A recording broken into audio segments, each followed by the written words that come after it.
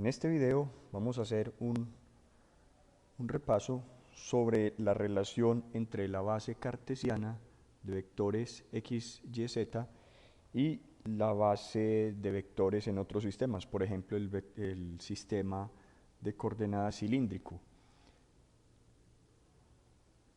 Para esto vamos a tomar entonces, la idea es mirar la relación entre los vectores unitarios que forman la base cartesiana a sub x, a sub y, a sub z, y mirar la relación o las equivalencias, ecuaciones de equivalencias con los vectores de la base cilíndrica a sub ρ,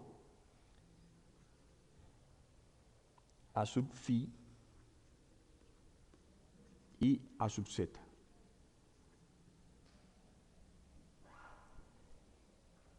Bien, recordemos también cuando tenemos un sistema de coordenadas, tenemos x, y, z, y si la curva es una curva tipo círculo, pues entonces podemos establecer una relación entre el punto expresado en coordenadas cartesianas y el mismo punto expresado en coordenadas cilíndricas. Vamos a tomar un punto P. Este punto P tiene una distancia radial, lo vamos a llamar ρ. También tiene un ángulo medido desde el eje X, que es el ángulo azimutal, lo vamos a llamar φ. Y para simplificar vamos a tomar z igual a 0. Como pueden observar, la relación entre a sub z es trivial. Entonces vamos a tomar z igual a 0 y vamos a trabajar en el plano XY. En este plano, entonces tenemos, para este punto, es un punto en coordenadas XY en cartesianas o ρ y φ, en este caso en cilíndricas, pero como z vale 0, también sería válido decir que son polares. Vamos a trazar unos ejes perpendiculares. En este caso vamos a trazar un eje tangencial en el punto y un eje radial en este mismo punto. Obviamente estos ejes, el eje radial y el eje tangencial, son perpendiculares.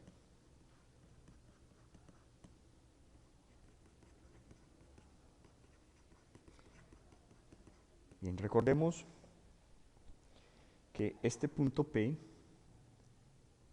también puede expresarse en coordenadas cartesianas, una distancia y como una distancia x.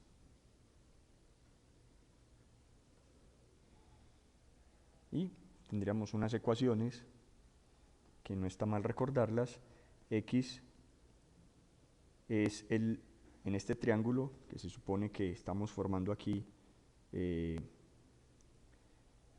un ángulo de 90 grados, entonces x y y serían los catetos de este pequeño triángulo, y tendríamos que x es igual a ρ coseno de φ, mientras que y es igual a ρ seno de φ. Es decir, estas son las ecuaciones que me permiten, a partir de un punto de coordenadas radio ρ y ángulo φ, convertirlo a coordenadas rectangulares. En este caso, si tenemos en cuenta la tercera coordenada, pues z es trivial. Tenemos de coordenadas cilíndricas, podemos pasar a x, y, z, y la ecuación trivial que sería z es igual a z. Serían las ecuaciones de transformación de coordenadas cilíndricas a rectangulares. La manera inversa es utilizando, por ejemplo, la ecuación de ρ coseno de φ y ρ seno de φ. Si dividimos, se cancela ρ, entonces nos queda seno sobre coseno. seno de phi sobre coseno de phi. Eso por definición es tangente de phi, pero observen que para dividir seno de phi sobre coseno de phi sería necesario dividir y entre x. Es decir, la ecuación es tangente de phi igual a y sobre x. Y la otra ecuación es elevando al cuadrado, con lo que obtendríamos x al cuadrado más y cuadrado igual a seno cuadrado más coseno cuadrado. Es decir, a rho al cuadrado, coseno al cuadrado, rho al cuadrado, coseno al cuadrado de phi, más rho al cuadrado, seno al cuadrado de phi, igual a x al cuadrado más y al cuadrado. Al sacar factor común, nos queda la identidad pitagórica, que vale 1, y obtenemos que rho al cuadrado es igual a x al cuadrado más y al cuadrado. Esta ecuación de la tangente y esta ecuación de rho cuadrado nos permiten hacer el paso inverso, es decir, dado un punto en coordenadas x, y, z, expresarlo en coordenadas cilíndricas rho, phi y z. Muy bien, por otro lado, pues vamos a hablar de los vectores unitarios, los que forman la base. Entonces, para eso podemos dibujar tres vectores que son mutuamente perpendiculares, uno en la dirección radial, que me indica el aumento en el radio, y que lo llamaríamos un vector unitario radial, es decir, a sub rho. Otro vector que me indica el aumento en el ángulo phi. ¿En qué dirección aumenta el ángulo phi? Pues en esta dirección. Y ese sería a sub phi. Y uno que me indica en qué dirección aumenta la coordenada z, que intuitivamente es claro que es en esta vertical, a sub z. Obviamente, pues ustedes recordarán que estos vectores son mutuamente perpendiculares y pues forman una base para expresar cualquier otro vector en términos de ellos. Muy bien, vamos a mirar entonces cómo planteamos la relación entre estas bases. Vamos a comenzar dibujando un círculo. Vamos a concentrarnos, vamos a asumir una vista del espacio tridimensional. Vamos a poner aquí el eje X y aquí el eje y el eje Z estaría saliendo hacia ustedes. Vamos a pintar lo mismo de siempre, un radio.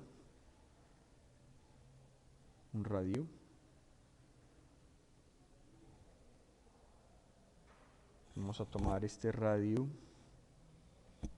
este punto, perdón, y vamos a marcar este ángulo también como el ángulo phi. Tenemos un ángulo phi. Pues bien, aquí tenemos, recordemos, están nuestros vectores de la base cartesiana, que son a sub x y a sub y.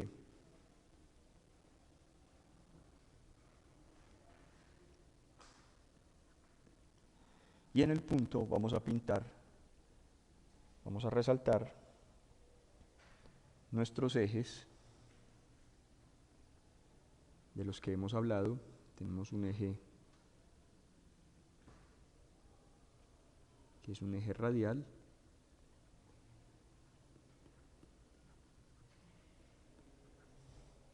y un eje tangencial.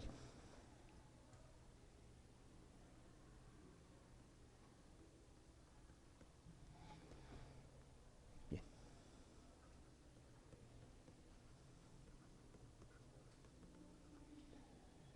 Entonces tenemos ángulos de 90 entre los ejes. En la dirección radial, pues hay un vector unitario que sería A sub rho. Vamos a dibujarlo, A sub rho, de magnitud 1. Y en la dirección de aumento del ángulo está A sub phi. Entonces, obviamente A sub phi va a caer en esta dirección. Tenemos a sub phi.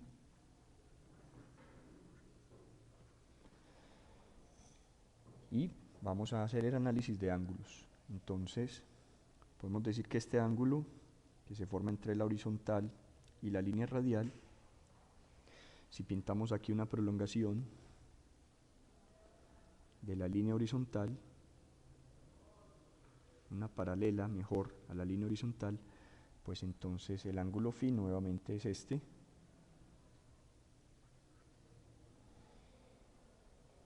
Y también sería obviamente este.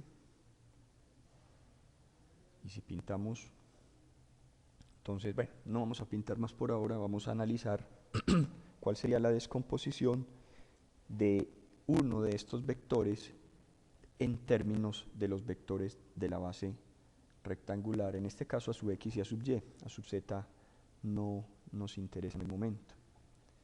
Entonces, si nos fijamos bien, este vector radial a sub rho podemos expresarlo en componentes vertical y horizontal, trabajando con este triángulo. Veamos, por ejemplo, recordemos, tenemos de acá el coseno, ¿cierto? Entonces el coseno de phi, ¿a qué es igual? El coseno de phi de este pequeño triángulo sería este lado vertical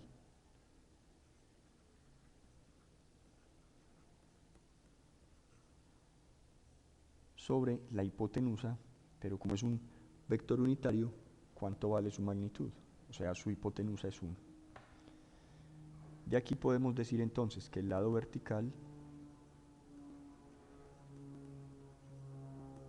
es igual a coseno de phi, 1 coseno de phi. De manera similar, pues seno de phi es el lado horizontal sobre 1. Entonces tenemos que el lado horizontal es igual a seno de phi.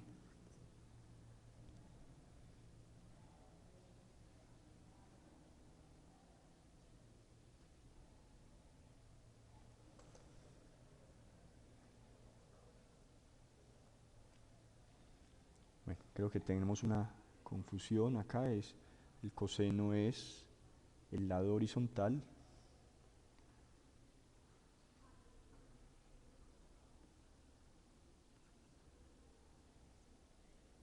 el coseno es el lado horizontal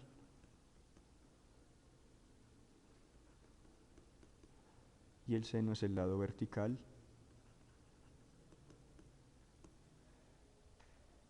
Entonces podemos decir que A sub rho es la suma de estos dos siguientes vectores. A sub rho va a ser igual.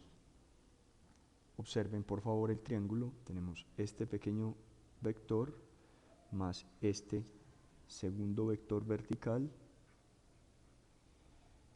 Entonces, quedamos que la magnitud de este vector es, el horizontal es coseno de phi y este es seno de phi. Pero como este vector va en la dirección de a sub x, decimos que es coseno de phi en la dirección a sub x, o sea, coseno de phi veces a sub x y seno de phi veces a sub y. Por tanto, estos dos vectores al sumarlos, su resultante es a sub rho. Es decir, a sub rho es igual a coseno de phi en la dirección a sub x más seno de phi en la dirección a sub y. Es la forma de relacionar el vector unitario radial con los vectores cartesianos. De manera similar, pero ahora tomamos una vertical, vamos a trazar una vertical para A sub phi y analizar A sub phi su descomposición. Vamos a marcar el ángulo adecuado. Este ángulo es phi, este ángulo es 90 menos phi, este ángulo nuevamente es phi.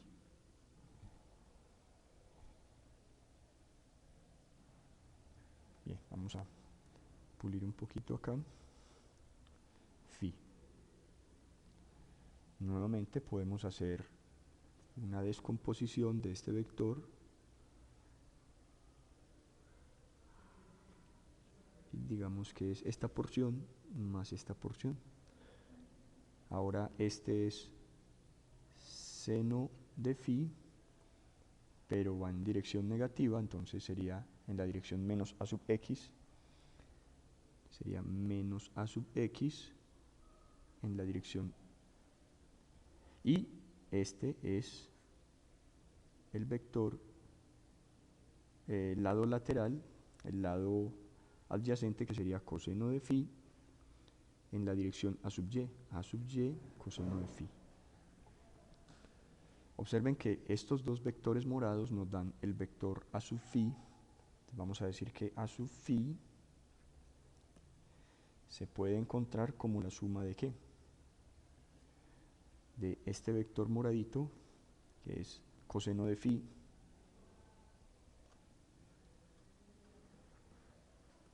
y va en la dirección a sub y, es positivo. Este vector va en esta dirección negativa, entonces es menos a sub x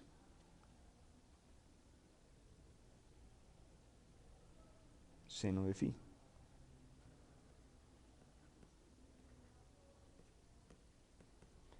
Y esta es nuestra segunda ecuación para la componente de phi en términos de vectores cartesianos a sub x y a sub y.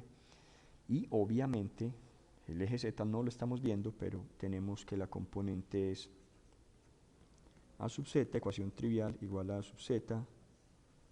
Y con esto tenemos la relación entre vectores,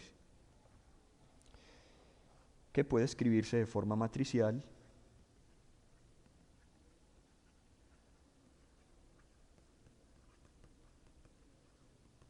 En forma matricial podemos escribir A sub rho,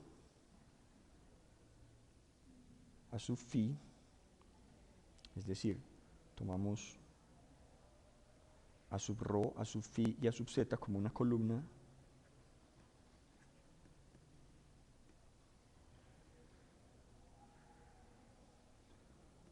y tenemos los siguientes términos. Vamos a escribir una matriz de 3 filas, 3 columnas, que multiplicada por A sub x, A sub y, A sub z nos den estas ecuaciones.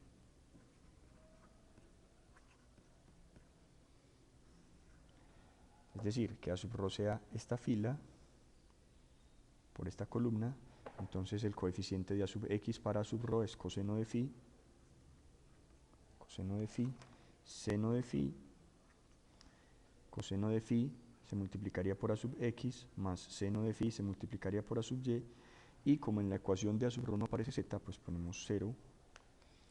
La segunda ecuación para A sub phi, es decir, la fila número 2, el factor que va con A sub x es menos seno de phi, el segundo factor es coseno de phi, y como la ecuación de A sub phi no tiene A sub z, ponemos 0.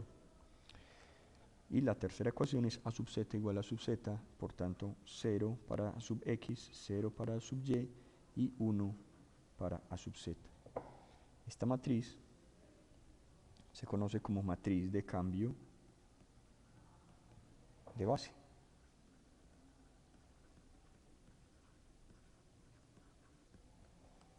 Bien, les queda como tarea verificar lo siguiente. Verificar que esta matriz, que la vamos a llamar la matriz A, verificar que esta matriz, que es de 3 por 3, multiplicada por la matriz transpuesta, que también es de 3 por 3, les dará la matriz identidad, la matriz unitaria mejor, de 3 por 3. Hasta luego.